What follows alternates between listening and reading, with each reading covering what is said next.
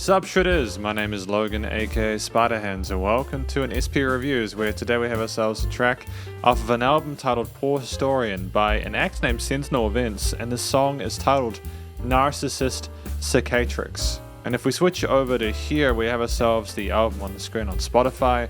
I'm just going to pull up some info in a moment. Apparently this track features a guest performance of an original poem called Placebo, written and performed by the poet A. Duncan of Foxes and Poems. So that's good to know. And cicatrix is the medical term for a surgical scar, so a narcissistic surgical scar. It is genuinely fascinating, but anyways, we're going to listen through this track from start to finish, and we're going to hear what we think. It will also have the lyrics here on Spotify, which is great, so let's go, let's do it. Put that back to 0, and boom.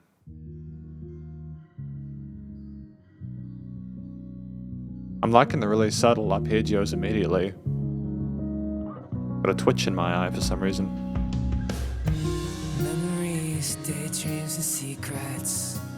Hey, The only trace you left behind. I hope you're doing great. I'm not surprised, moved on so quickly. I just wanted to let you know that I'm seeing somebody, You always made it look so easy to fall in love. and we are very, very happy. So I like the cool response between the guy's vocals, the woman kind of responding to what he's saying, or kind of like alluding to it, or like kind of furthering on that. I think that's great. His breathy performance in that mid to high range over top of the guitars and the rest of the ambience within the track is I amazing. know who you are inside. Fragile, broken girl. Living in a world that you just made up. Convince yourself of anything. As long as you don't have to realize who you are. Convince yourself of anything as long as you don't have to realize who you are. Damn. Building up a fake world for yourself. It's brutal, man. I like the drums. I like the 16th grooves, the offbeats they're playing with those snares and such. I think it's an interesting kind of rhythm to have behind those vocals that are keeping a fairly sort of gentle and steady pace there. There's some interesting extensions on the chords as well, and those harmonies there that are fascinating, add a bit of emotional depth to it, as well as a bit of brightness. I take the blame, 'cause I am a fool. Fell for it. I played your game. I touched your flame. I am the one that burns from it. Promised me amazing things,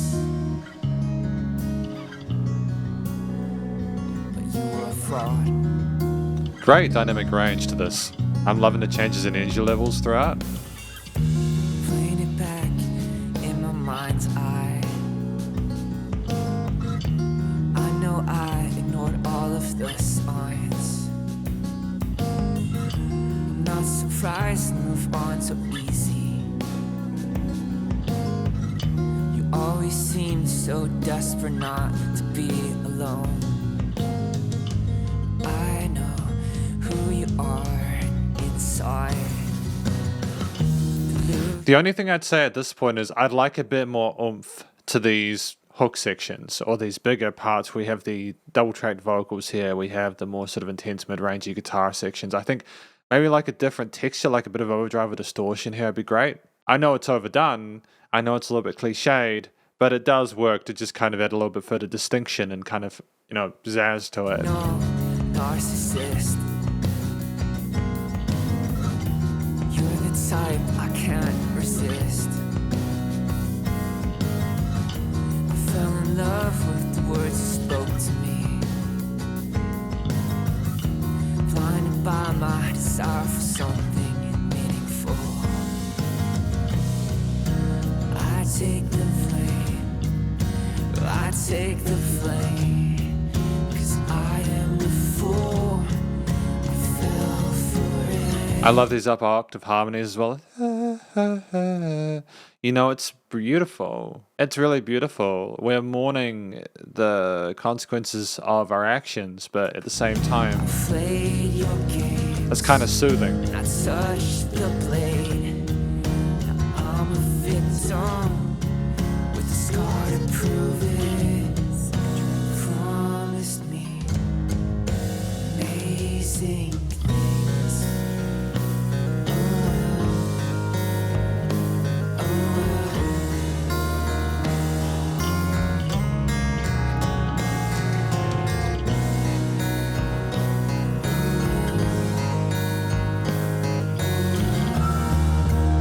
Huge bass tone there. There's no turning back.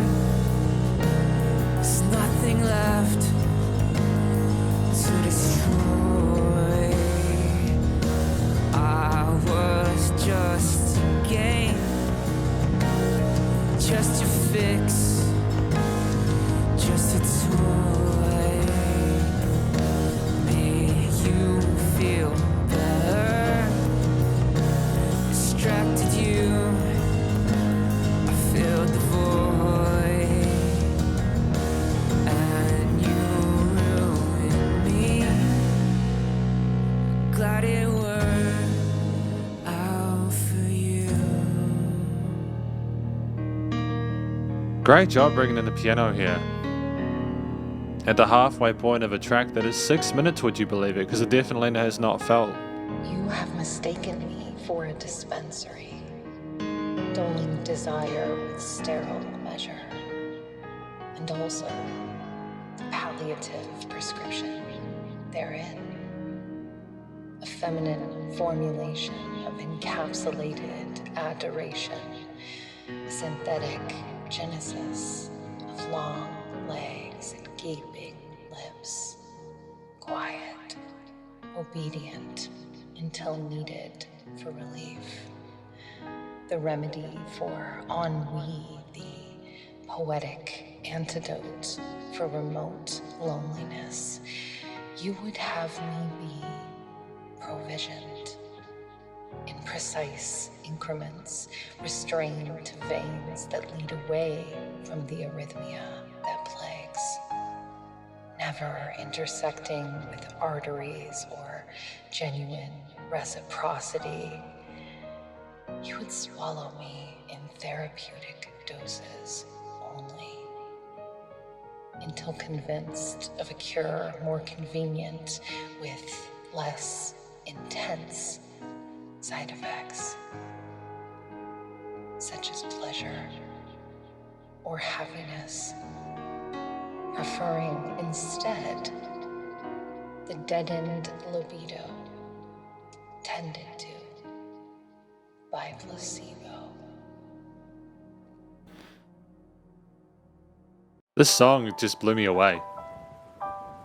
Usually I do, and this is the conclusion part at the end of a review, because I have that as like a formulaic thing I do as a habit. There's a few reasons why I am taking this differently than I usually would. I think the first part is that I can relate so deeply to what they're talking about with a narcissist that basically just kind of like just is parasitic until they get what they want and then they leave, or you know, they find something easier. I can relate to both the song, like the verse parts, verses and choruses, and also the poetry. I think that's part of it. It's relatable, and because it's relatable, and I mean that in the not the hashtag relatable kind of meme way. I mean like the genuinely I connected with the music, and I think the story is so thoroughly detailed, and I think the poetry is a wonderful addition to it, because it really just kind of, it puts you in that world of that human being who is simply just trying to have a decent life, find some way of having, like, he's attracted to that type of woman or person, you know. It's terrible, really, that they got used like that. But then there's also the awareness that that person is also unwell, and that they're harming themselves by their own behavior because they're simply too completely messed up in the head to be alone. They can't handle it. They need that attention. They need that satisfaction that, you know, that they need and they need and they need, and they can never get enough, and they just continue to take and take until they can't take anymore. And then they feel an emptiness and we'll never know why that is. The story is phenomenal. I think it's incredibly well done and clever to include the poem This is by far the longest track on the album that I can see here, but I think I enjoyed listening to it because of that. There was no filler. I think it was ingenious to have the song and then the poem at the end to kind of like have two different sections. I like that we had a separate instrument come in like the piano to kind of like show that there was a change in altercation. There might have been keys before, but obviously the piano became more prominent at that point. I think that it was very atmospheric and appropriate for the situation there. What do I say more to that? I think the performance vocally, if I go back here just to check, from A. Duncan of Foxes and Poems doing the poetry reading, I think, but also the Sentinel Events, their performance there throughout the verses and choruses, etc., as well as the call and response between the two in the early verse there was absolutely sensational. Absolutely sensational there. It was great control of the hidden chest voice. It was a relative minimalism in regards to vocal technique, like showing off. There wasn't a whole lot of showing off with wide kind of like legato passages or anything like that, but I think the minimalism with the various lines and keeping the melodies reasonably palatable and not overbearing is that you have a situation here where we really just spoke the lines in a way that was authentic and genuine. We didn't oversell them, and I think anyone listening to this can put two and two together and understand the gravity of the situation without needing more than that. I think they pocketed. I think they could potentially sing more complicated lines than that with more sort of like a sassery going on, but I think they just, especially with like the double tracking and the harmonies, the octave harmonies, and like the latter half of the hook sections, it's just a fantastic performance, and you could tell that they were feeling every single part of that. It just was dripping with authenticity, and it was a wonderful raw performance that I thoroughly enjoyed there. And I'm gonna say it, I don't think I've heard a song like this in quite a long time. It's a great track. A really great track, and I think just from that alone, the storytelling and the vocals, Sentinel Events should be very proud of themselves. But it's also what's going on with like, how do I say it?